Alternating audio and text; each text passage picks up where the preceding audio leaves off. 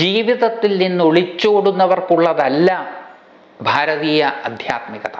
ലോകത്തൊരിടത്തും ഉള്ള ആധ്യാത്മികത, പ്രത്യേകിച്ചും ഭാരതത്തിലുള്ള ആധ്യാത്മികത, ഇത് ജീവിതത്തിൽ നിന്ന് ഒളിച്ചോട്ടല്ല.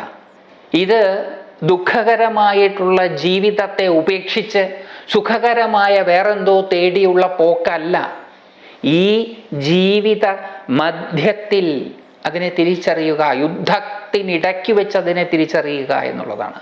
ആ തിരിച്ചറിയുമ്പോൾ നഷ്ടോ മോഹ ലബ്ധ്വാ സ്മൃതി, ഓർമ്മ തിരിച്ചു കിട്ടും, മോഹം നഷ്ടമാകും. ഇപ്പം നമുക്ക് ഓർമ്മയില്ല, നമ്മളെക്കുറിച്ച് നമുക്കൊരറിവുമില്ല, നമ്മൾ ഭ്രമിച്ച് നിൽക്കുകയാണ്. ഈ ഭ്രമിപ്പിക്കുന്ന സ്മൃതിനാശമുണ്ടാക്കുന്ന ജീവിത കളരിയിൽ നിന്ന് തന്നെ വേണം ഓർമ്മ തിരിച്ചു കിട്ടുവാനും മോഹം ഇല്ലാതാക്കുവാനും. അതുകൊണ്ട് സ്വധർമാചരണം വളരെ പ്രധാനപ്പെട്ട ഒരു കാര്യമാണ്.